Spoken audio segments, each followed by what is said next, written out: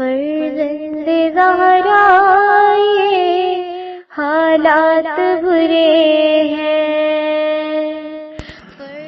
کاشانۂ بصیرت ایک ایسا مکمل یوٹیوب چینل جس پر محروم بصارت کے لیے بالخصوص اور تمام افراد کے لیے بالعموم سینکڑوں کی تعداد میں اسلامی کتب دستیاب ہیں۔ لہذا گزارش ہے کہ آپ اپنی ذمہ داری نبھاتے ہوئے کاشانۂ بصیرت کو سبسکرائب کرنے کے ساتھ ساتھ بیل آئیکن کو پریس کیجیے تاکہ آپ علم کے حصول کے ساتھ ساتھ مذہب اہل بیت کی اشاعت میں بھی اہم کردار ادا کرتے رہیں۔ کاشانۂ بصیرت، کاشانۂ بصیرت، کاشانۂ بصیرت۔ فرزند زہرا یہ حالات برے ہیں۔ السلام علیکم ورحمۃ اللہ وبرکاتہ۔ سامعین، آپ سماعت فرما رہے ہیں علامہ طالب جوہری صاحب کی کتاب حدیث کربلا۔ آج ہم آپ کے سامنے اس کی 16ویں ریکارڈنگ پیش کر رہے ہیں، صفحہ نمبر 208۔ عنوان ہے 8ویں محرم کا دن۔ طبری کے مطابق ابن سعد نے ابن زیاد کو خط لکھا کہ اللہ نے فتنے کی آگ کو بجھا دیا اور کلمہ اور کلام کے اختلاف کو ختم کر دیا اور امت کے امر کی اصلاح کر دی، اس لیے کہ حسین نے مجھ سے وعدہ کیا ہے کہ وہ جس علاقے سے آئے ہیں وہیں واپس چلے جائیں گے یا سرحدوں میں سے کسی سرحد کی طرف نکل جائیں گے اور ایک عام مسلمان کی طرح زندگی گزاریں گے اور اپنے نفع اور نقصان میں بھی ایک عام مسلمان ہی کی طرح رہیں گے، یا وہ امیر یزید کے پاس جائیں گے اور اس کے ہاتھ میں اپنا ہاتھ دے دیں گے، پھر وہ اپنے اور یزید کے معاملے میں کوئی فیصلہ کریں گے، اس میں تمہاری رضا بھی ہے اور امت کی اصلاح بھی ہے۔ یہ روایت تذکرۃ الخواص صفحہ نمبر 257 پر موجود ہے۔ ابن زیاد نے خط پڑھنے کے بعد کہا کہ یہ ایک ایسے شخص کا خط ہے جس میں حاکم اور قوم کے لیے نصیحت بھی ہے اور شفقت بھی۔ شمر بن ذی الجوشن نے یہ جملہ سن کر کہا، کیا تم ابن سعد کی یہ بات قبول کر لو گے جبکہ حسین تمہاری زمین پر تمہارے قریب موجود ہیں؟ خدا کی قسم، اگر حسین تمہارے علاقے سے سفر کر گئے اور تمہارے ہاتھ میں اپنا ہاتھ نہ دیا تو وہ مضبوط ہو جائیں گے اور ان کی طاقت بڑھتی چلی جائے گی اور تم کمزور اور عاجز ہوتے چلے جاؤ گے۔ تم حسین کو یہ مقام عطا نہ کرو، یہ حکومت کی کمزوری کی نشانی ہے۔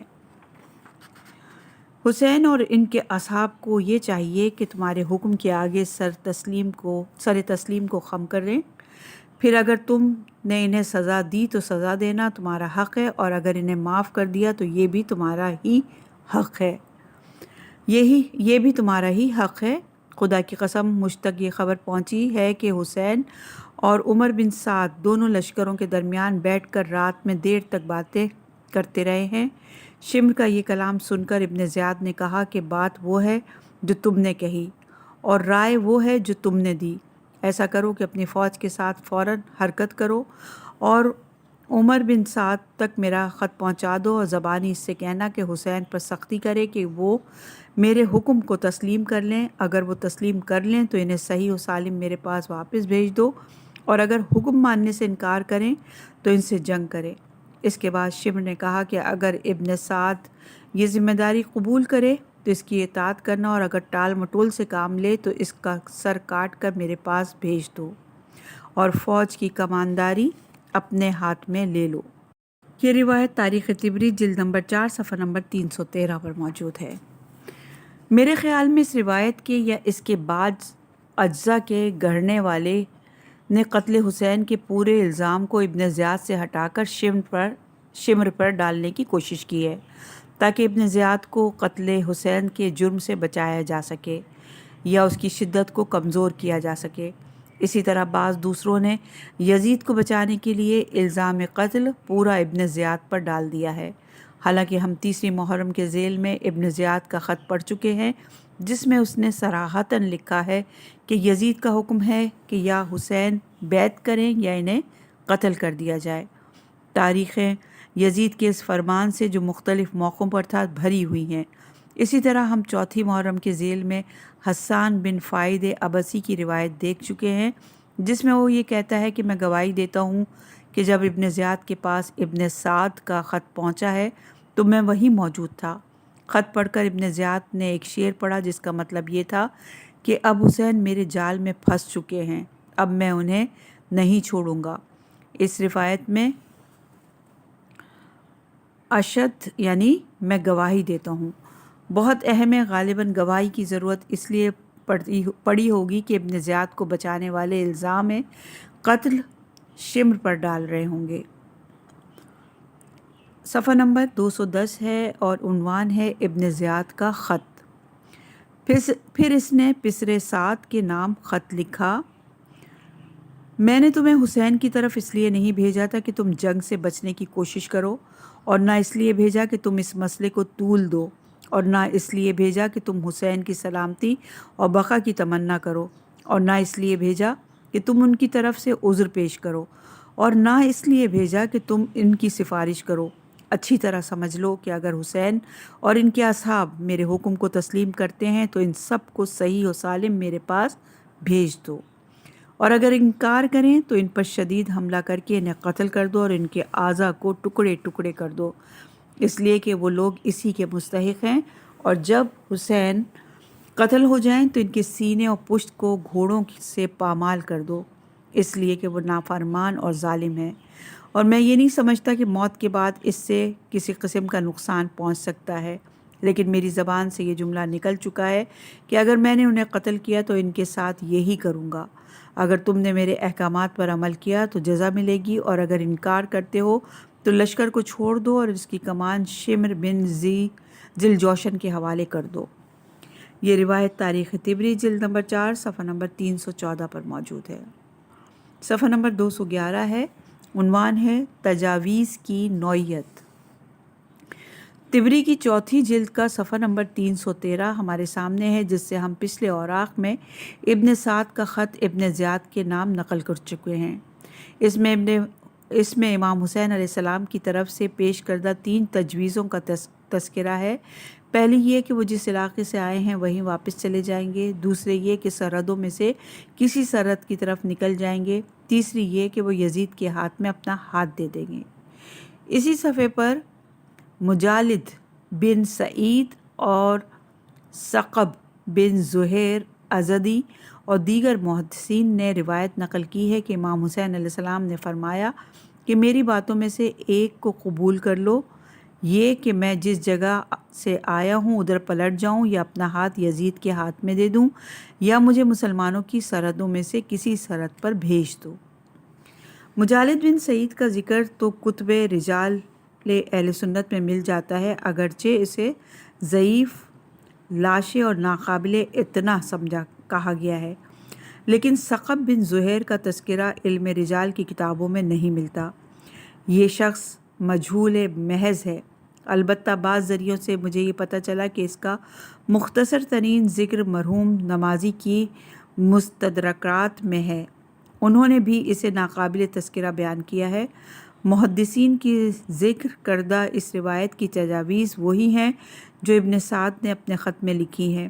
ہماری نگاہ میں ابن سعد کے خط کا متن بھی جعلی ہے، لیکن اگر اسے صحیح فرض کر لیا جائے اور یہ مانا جائے کہ اس نے قتل حسین سے اپنی جان چھڑانے کے لیے ان تجاویز کو اپنی طرف سے لکھ دیا تھا، تو پھر مجالد اور ثقب کی روایت کی بنیاد یہی خط ہے۔ کامل ابن اسیر نے اس روایت کے لیے قیل استعمال کیا ہے۔ تاریخ کامل کا بیان ہے کہ جب امام حسین علیہ السلام پسر سعد سے مل کر واپس ہوئے تو لوگوں میں یہ افواہ اڑی تھی کہ امام حسین علیہ السلام نے عمر بن سعد سے یہ کہا ہے کہ تم میرے ساتھ یزید بن معاویہ کے پاس چلو، ہم دونوں لشکروں کو یہیں چھوڑ دیں۔ اس کے بعد ابن اسیر نے عمر بن سعد کا مکالمہ نقل کیا ہے، پھر لکھا ہے کہ لوگ بغیر سنے ہوئے باتیں کر رہے تھے، فوراً بعد قیل، یعنی یہ بھی ایک قول ہے کہ لکھ کر مذکورہ والا روایت نقل کی ہے کہ اہل علم جانتے ہیں کہ قیل کے بعد کا قول انتہائی ضعیف اور ناکارہ مانا جاتا ہے۔ طبری نے بھی یہی بات تحریر کی ہے کہ لوگ اس ملاقات کے بارے میں قیاس آرائیاں کر رہے تھے اور وہ باتیں پھیل رہی تھیں، حالانکہ لوگوں نے نہ وہ باتیں خود سنی تھیں اور نہ انہیں کسی اور ذریعے سے علم ہوا تھا۔ اس تبصرے کے فوراً بعد طبری نے وہ روایت نقل کی ہے جس پر ہم گفتگو کر رہے ہیں۔ میں سمجھتا ہوں کہ اس روایت کی بدنصیبی کے اسبات کے لیے اتنا ہی کافی ہے۔ صفحہ نمبر 212 اور عنوان امام کا رویہ۔ کیا ہم یہ سوچ سکتے ہیں کہ امام حسین علیہ السلام نے یزید سے بیعت کرنے کا انکار کیا ہو، اور وہ بھی اس جملے کے ساتھ کہ میں یزید کے ہاتھ میں اپنا ہاتھ دے دوں گا، اس کے بعد وہ جو چاہے مجھ سے سلوک کرے؟ اس جملے کو وضع کرنے والا وہی ہو سکتا ہے جو امام حسین علیہ السلام کے خاندان، منصب اور مزاج سے ناواقف ہو۔ معاویہ کے زمانے سے محرم کی 10 تاریخ تک امام حسین علیہ السلام کا جو کردار ہمارے سامنے ہے، یہ جملہ اس کردار کی نفی کرتا ہے، لہٰذا حتمی طور پر دروغ گوئی سے کام لیا گیا ہے۔ مکہ مدینہ کے واقعات میں ہم یہ دیکھتے ہیں کہ عبداللہ بن عمر یا بعض دوسرے اکابر نے صراحتاً یا اشارتاً آپ کو یزید کی بیعت کا مشورہ دیا اور آپ نے شدید ترین رد عمل کے ساتھ انکار کیا۔ متواتر روایات میں ہے کہ پورے راستے آپ اپنے شہید ہونے کی پیشن گوئیاں فرماتے رہے۔ یہ رویہ ان سارے واقعات سے متصادم ہے۔ تذکرۃ الخواص اور دیگر مدارک میں اس کا ذکر ہے، بلکہ سبط ابن جوزی نے اسے نقل کر کے تردید کی ہے۔ 9 محرم کو شمر کے آنے پر عمر بن سعد نے کہا کہ حسین کے اندرون میں ان کے باپ کا نفس ہے، وہ کبھی اطاعت نہیں کریں گے۔ اس پر شمر کو یہ کہنا چاہیے تھا کہ کل تو تم نے لکھا تھا کہ وہ یزید کے ہاتھ میں ہاتھ دینے کو تیار ہیں، اب یہ کیا کہہ رہے ہو؟ شمر کا اعتراض نہ کرنا دلیل ہے کہ ابن سعد کے خط میں یہ جملہ نہیں تھا، بلکہ اس خط کا متن کچھ اور تھا جسے دشمنان علم و حقیقت نے تبدیل کر دیا۔ اصل حقیقت کا سراغ ہمیں اس صفحے پر مل جاتا ہے کہ طبری نے اسی صفحے پر ابو مخنف سے ایک روایت نقل کی ہے جو ابو مخنف نے عبد الرحمن بن جندب کے واسطے سے عقبہ بن سمان سے نقل کی ہے۔ یہ عقبہ بن سمان امام حسین علیہ السلام کی زوجہ اور جناب سکینہ کی والدہ بی بی رباب بنت امراء القیس کے غلام تھے۔ علامہ مقانی کے مطابق امام حسین علیہ السلام کے گھوڑوں کی دیکھ بھال ان کی ذمہ داری تھی اور وقت ضرورت امام کے لیے گھوڑا حاضر کیا کرتے تھے۔ امام حسین علیہ السلام کی شہادت کے بعد یہ ایک گھوڑے پر سوار ہو کر کسی جانب نکل جانا چاہتے تھے کہ ابن سعد کے فوجیوں نے انہیں گرفتار کر کے ابن سعد کے سامنے پیش کیا۔ پوچھ گچھ سے جب یہ معلوم ہوا کہ عقبہ غلام ہے تو ابن سعد نے انہیں آزاد کر دیا۔ سانحہ کربلا کے کچھ واقعات انہوں نے بیان کیے اور طبری وغیرہ نے انہیں اپنی کتابوں میں نقل کیا ہے۔ ہم انہیں پہچان لینے کے بعد ان کی بیان کردہ روایات کا مطالعہ کرتے ہیں۔ عقبہ بن سمان کہتے ہیں کہ میں مدینہ سے مکہ اور مکہ سے عراق کے پورے سفر میں امام حسین علیہ السلام کے ساتھ تھا اور ان کی شہادت تک میں ساتھ ہی رہا۔ امام حسین علیہ السلام نے لوگوں سے جو بھی گفتگو کی، وہ مدینہ میں ہو یا مکہ میں، یا اثناء راہ کی گفتگو ہو یا عراق کی گفتگو ہو، یا میدان جنگ اور لشکروں میں گفتگو کی ہو، ان سب گفتگوؤں کو براہ راست میں نے سنا ہے۔ پھر وہ قسم کھا کر کہتا ہے کہ امام حسین علیہ السلام نے وہ نہیں فرمایا جو لوگ گمان کرتے ہیں کہ وہ اپنا ہاتھ یزید کے ہاتھ میں دے دیں گے، اور نہ یہ کہ انہیں مسلمانوں کی سرحدوں میں سے کسی سرحد پر بھیج دیا جائے، بلکہ انہوں نے فرمایا کہ مجھے اس وسیع اور عریض زمین پر کسی جانب نکل جانے دو، پھر ہم دیکھیں گے کہ لوگوں کی رائے کیا ہوتی ہے۔ اس روایت کو ابن کثیر دمشقی نے البدایہ و نہایہ میں اور ابن اسیر نے ایک جملے کے اضافے کے ساتھ اپنی تاریخ میں درج کیا ہے۔ صفحہ نمبر 214 عنوان ہے تاسوعہ یعنی 9 محرم کا دن۔ امام جعفر صادق علیہ السلام سے روایت ہے، تاسوعہ وہ دن ہے جس دن کربلا میں حسین اور اصحاب حسین کو ہر طرف سے گھیر لیا گیا۔ شام والوں کی بھیجی ہوئی فوجوں نے ان کے چاروں طرف پڑاؤ ڈال دیا۔ ابن مرجانہ یعنی ابن زیاد اور عمر بن سعد فوجوں کی کثرت پر بہت خوش و خرم تھے۔ انہوں نے حسین اور اصحاب حسین کو تنہا اور کمزور پایا اور انہیں یہ یقین ہو گیا کہ اب حسین کی مدد کرنے کے لیے کوئی نہیں آئے گا اور اہل عراق ان کی مدد نہیں کریں گے۔ میرے والد اس غریب الوطن پر قربان ہو جائیں جو بے حامی و ناصر تھا۔ اور یہ روایت ہے سفینۃ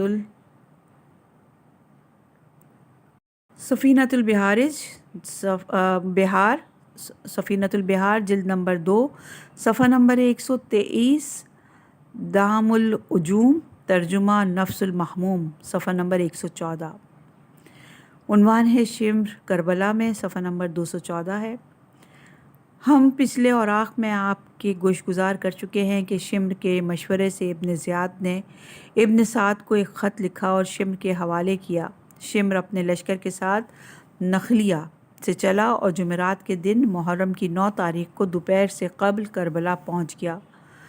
مرحوم فاضل علی قزوینی کے مطابق کربلا کی طرف روانہ ہونے والے دستوں میں عمر سعد کے بعد سب سے پہلا 4000 کا دستہ شمر کا تھا، لہٰذا یہ 9 محرم سے پہلے کربلا آ چکا تھا، پھر واپس ابن زیاد کے پاس چلا گیا، پھر دوبارہ 9 محرم کو کربلا میں وارد ہوا۔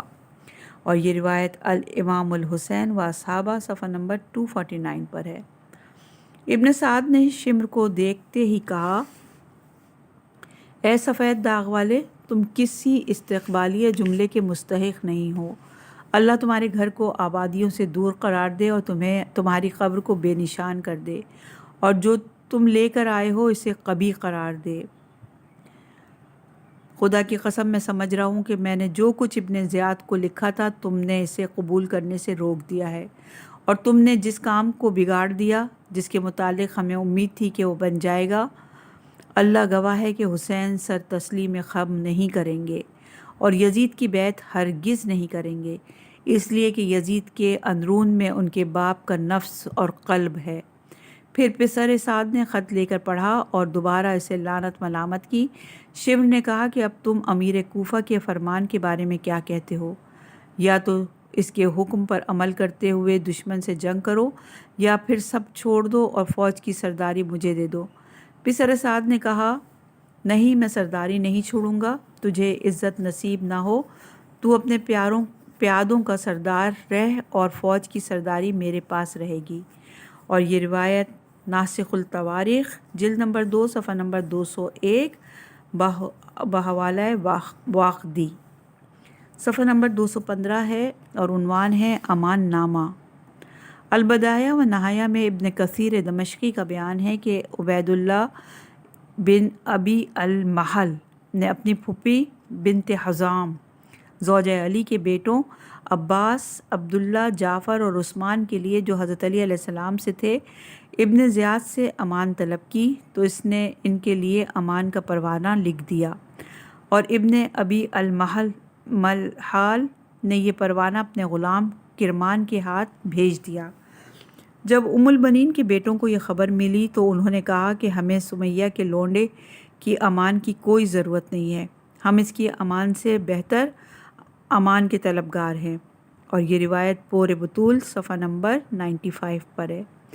ابن کثیر دمشقی آگے چل کر لکھتا ہے کہ فوج 9 محرم 61 ہجری بروز خمیس دن ڈھلے مقابلے کے لیے قافلہ حسین کے سامنے جا کھڑی ہوئی۔ شمر بن ذل جوشن نے خیموں کے باہر کھڑے ہو کر آواز دی کہ ہماری بہن کے لڑکے کہاں ہیں؟ اس پر حضرت علی ابن ابی طالب کے لڑکے عباس، عبداللہ، جعفر اور عثمان اس کے پاس آ گئے۔ شمر نے کہا کہ تمہارے لیے امان ہے۔ انہوں نے کہا، اگر تو نے فرزند رسول کو بھی امان دی ہے تو بہتر، ورنہ ہم تو تیری پناہ کی، ہم کو تمہاری پناہ کی کوئی ضرورت نہیں ہے۔ اور یہ روایت پور بطول صفحہ نمبر 96 پر ہے۔ ابن اسیر نے عبید اللہ کی جگہ عبداللہ بن ابی المحل بن حزام لکھا ہے، اور یہ تحریر کیا ہے کہ اس نے امان نامہ حاصل کر کے اپنے غلام کے ذریعے بھیجا تھا۔ اس کے جواب میں ام البنین کے صاحبزادوں نے جو فرمایا تھا وہ یہ تھا، ہمیں تمہارے امان نامے کی کوئی ضرورت نہیں ہے، اللہ کی امان سمیہ کے بیٹے کی امان سے بہتر ہے۔ آگے چل کر اسی صفحے پر یہ ہے کہ شمر نے حضرت عباس اور ان کے بھائیوں کو بلا کر امان نامہ پیش کی تو انہوں نے جواب میں کہا، اللہ تم پر لعنت کرے اور تمہارے امان نامے پر بھی لعنت کرے، اگرچہ تم ہمارے ماموں ہی کیوں نہ ہو، ہم تمہیں امان دیتے ہیں اور رسول اللہ کے بیٹے کو امان نہیں ہے۔ ان بیانات سے اندازہ ہوتا ہے کہ یہ دو جداگانہ امان نامے ہیں، ان کے لانے والے بھی دو ہیں، اور اولاد ام البنین کے جوابات بھی دو طرح کے ہیں۔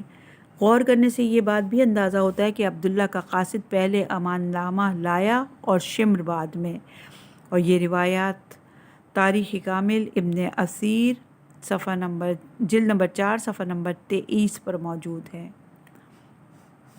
سید ابن طاؤس نے لہوف میں تحریر فرمایا کہ جب فوجیں آئیں تو سب کے آگے شمر بن ذل جوشن بڑھا اور پکارا کہ میری بہن کی اولاد یعنی عبداللہ اور جعفر اور عباس اور عثمان کہاں ہیں؟ حضرت نے فرمایا کہ اس کو جواب دو، اگرچہ یہ فاسق ہے مگر یہ بھی تمہارا ماموں ہے۔ ان سب بھائیوں نے شمر سے کہا کہ تمہیں ہم سے کیا کام؟ اس نے کہا ہے بھانجو، تم کو امان ہے، تم اپنے نفوس کو اپنے بھائی حسین کے ساتھ ہلاکت میں نہ ڈالو اور اطاعت یزید اختیار کرو۔ راوی کہتا ہے کہ عباس بن امیر المومنین نے پکار کر کہا خدا تیرے ہاتھوں کو قطع کرے اور لعنت ہے تیری امان پر جو کہ اے دشمن خدا تو ہمارے لیے لایا ہے۔ کیا تو ہم کو مشورہ دیتا ہے کہ ہم اپنے بھائی حسین پسر فاطمہ کو چھوڑ دیں اور ملائین اور اولاد ملائین کی اطاعت میں داخل ہوں؟ راوی کہتا ہے کہ شمر یہ سن کر خفا ہو کر اپنے لشکر کی جانب چلا گیا۔ یہ روایت لہوف مترجم صفحہ نمبر 106 پر موجود ہے۔ صاحب ناسخ التواریخ نے تھوڑے سے فرق کے ساتھ ان دونوں واقعوں کو تفصیل سے لکھا ہے۔ وہ لکھتے ہیں کہ جب ابن زیاد نے شمر کو حکم دیا کہ خط لے کر کربلا جاؤ تو اس وقت جریر بن عبداللہ بن مخلد کلابی اٹھ کر کھڑا ہو گیا اور کہا کہ امیر ایک بات کہنی ہے، اگر اجازت ہو تو عرض کروں۔ ابن زیاد نے کہا بتلاؤ۔ اس نے کہا علی بن ابی طالب نے جب کوفے میں سکونت اختیار کی تو میرے چچا کی بیٹی ام البنین سے شادی کی اور اس سے 4 بیٹے پیدا ہوئے، پہلا عبداللہ، دوسرا جعفر، تیسرا عباس اور چوتھا عثمان۔ یہ چاروں میرے امزاد ہیں۔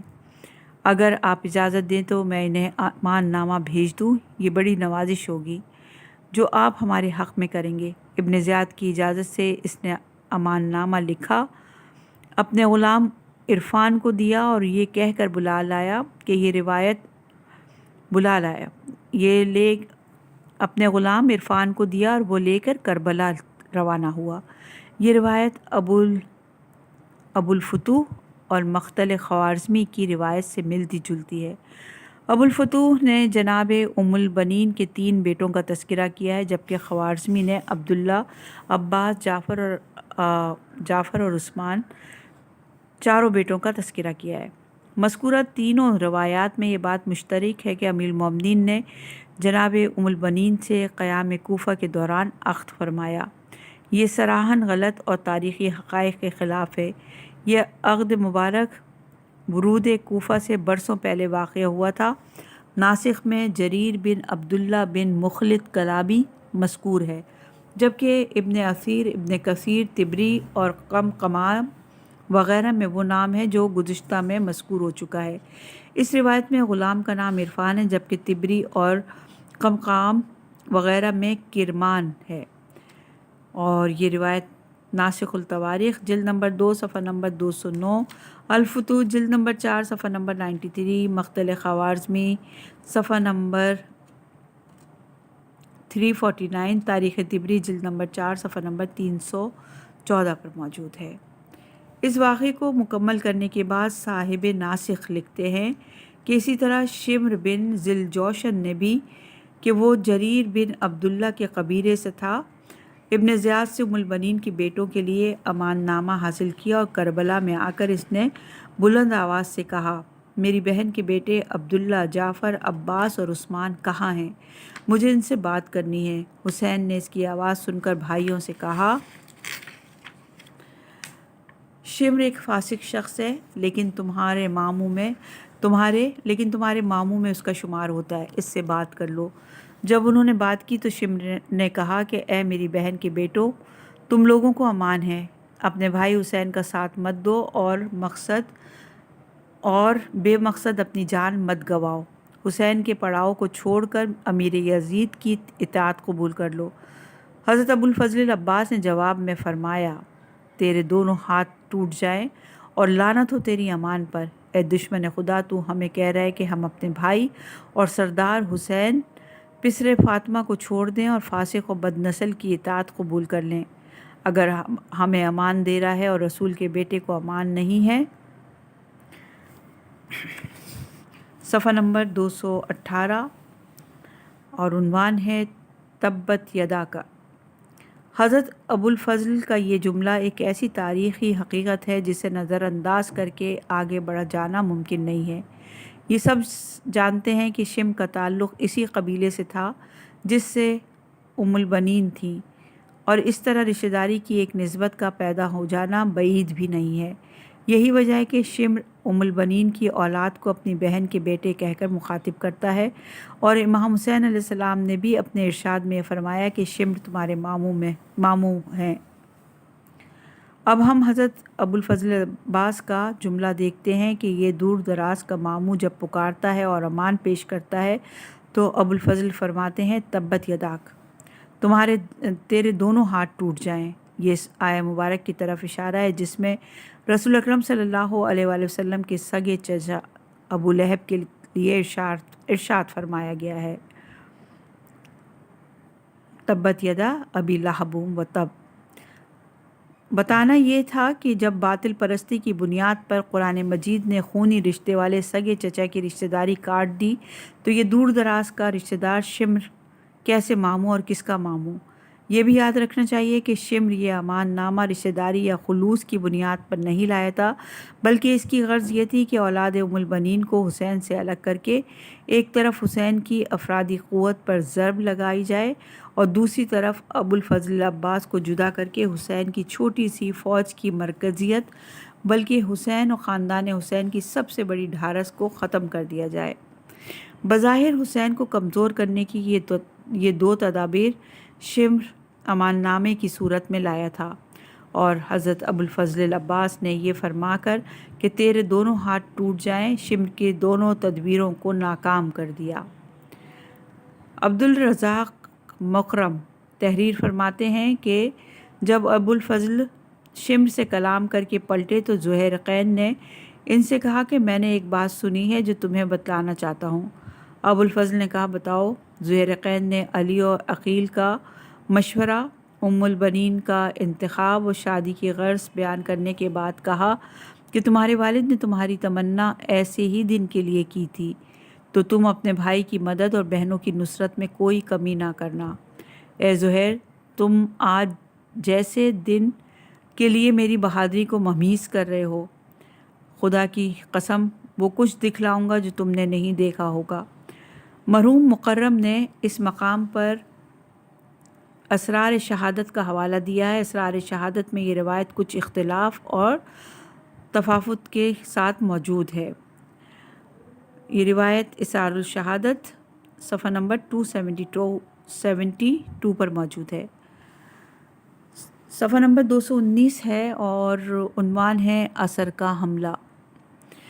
مقتل نگاروں کا بیان ہے کہ نماز عصر کے بعد ابن سعد نے افواج سے کہا، اے لشکر خدا، سوار ہو جاؤ اور تمہیں بشارت ہو۔ جب فوجیں خیام حسینی کی طرف چلیں تو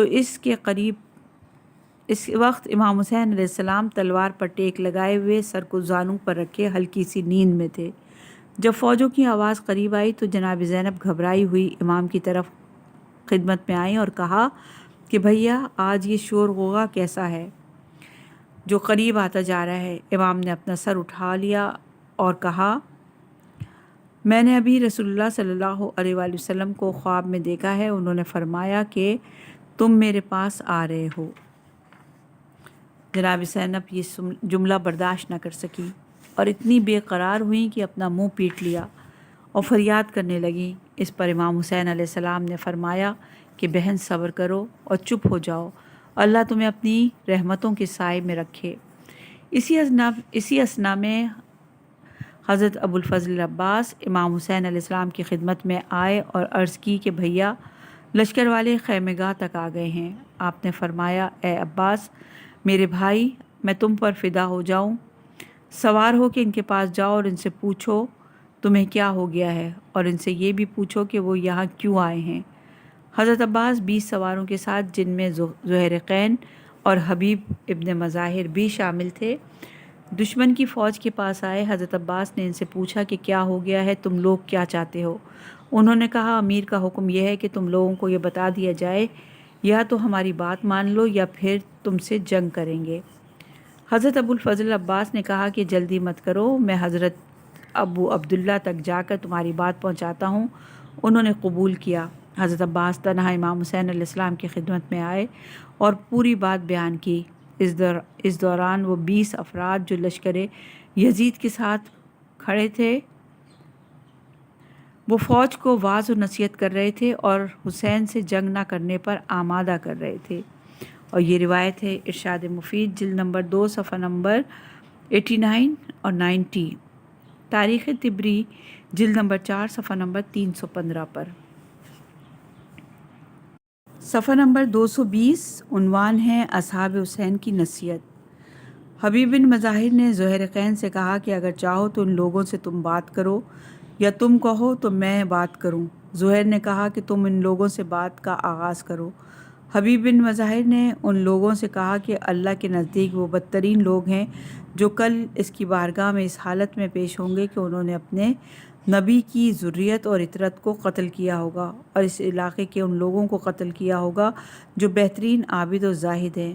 جواب میں عزرا بن قیس نے حبیب سے کہا کہ جتنی چاہو اپنی تعریف کر لو۔ اس پر زہیر نے کہا کہ اللہ نے انہیں پاک اور پاکیزہ نفس قرار دیا ہے۔ اے عزرا، اللہ کا خوف کرو۔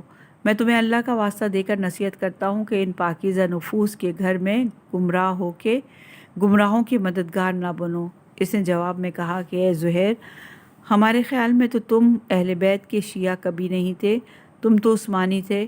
زہیر نے جواب میں کہا میرا ان کے ساتھ وجود نہیں ہے۔ زہیر نے جواب دیا کہ کیا میرا ان کے ساتھ ہونا دلیل نہیں ہے؟